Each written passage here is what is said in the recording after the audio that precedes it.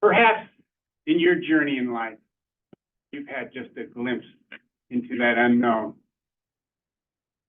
realm of unlimited possibilities.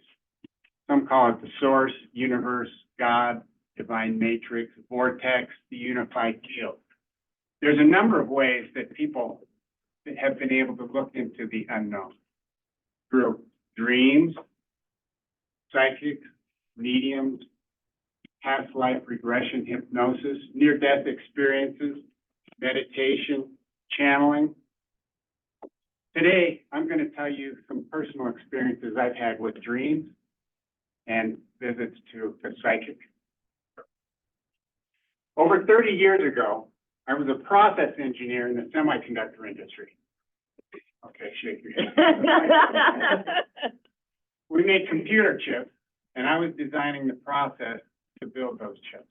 In particular, I was working on a memory element that required, and although the feature sizes are very small, like on the order of a fifth the size of a human hair, we had microscopes, so we blew it up. So you can picture this as big.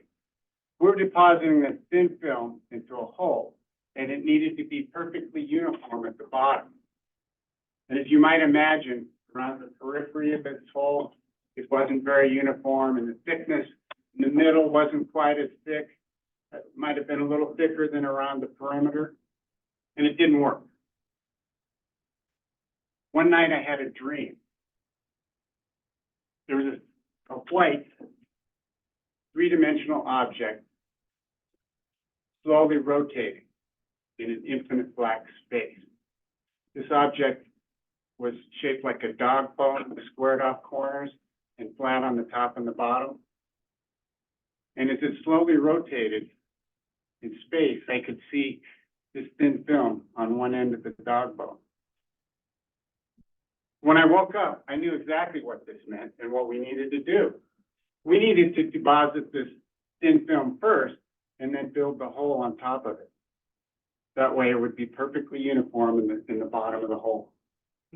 We implemented this process and eventually sold tens of millions of dollars worth of product with this memory element in it, which is, with a little engineering humor, we call the REM structure, or remarkable electronic memory. The second dream involves my dad. My dad was 93 years old, living in an assisted living facility. He was very content, didn't complain about anything, slept about 16, 18 hours a day. And a couple times I asked him, "Did you dream?" And although he had a short-term memory, he still had a sense of humor. He said, "How would I know? I was asleep." Very content. And the afternoon after my mom passed, I went into the apartment thinking it was asleep. I started putting some things away. And he said, "Is Mom dead?" Mom was, for my benefit, that was his wife. I said, "Yes." And he said, "Well, I had this dream that she was sitting in the chair next to me.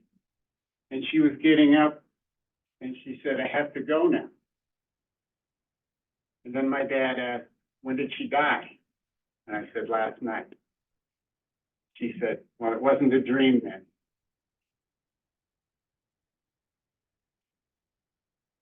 So now I want to transition to my experience with a psychic. I've been to a psychic 3 times. The first time was more of a consultation because I was interested in talking to this person about my experiences, my spiritual journey. She did do one psychic reading, and I don't know what she sees, but it was stainless steel, titanium, and that was representing me. There was no corrosion, no disease in my body. And also a picture of a frame of a house. My frame was solid as well. The second time I went to see the psychic, I asked for a psychic reading. And so she talked about a time, and I shouldn't say time because on the other side of the veil, there is no time. So a period where between lives, I was studying, and yes, all these different techniques point to the same thing. We reincarnate, we go through multiple lives, and there is a period between lives where we plan what we're going to do for the next life. So in this period, I was a horticulturist. I studied soil nutrition, plant nutrition, how to grow, and that was basically my second visit. The third time I went, I asked for a past life reading, and she took me into the forest, 17th century German village. And as we entered this village, she saw two women threshing what she described as wheat stalks, to separate the grain from the chaff. And then we went into my hut. And in the hut were plants and drawings. I was a horticulturist. I was studying the plants and the vegetation. And as we went through my life, towards the end of my life, I was one of the elders in town, and people would come to see me for consultations. After the reading, she was really excited because this one lined up with the previous psychic reading, that I was a horticulturist. In fact, she told me I was going to write a great book that would become a reference for generations. I'm going to leave the garden and the gardening to hay. So after this reading,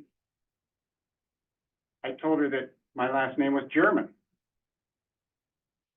and that my name meant oats.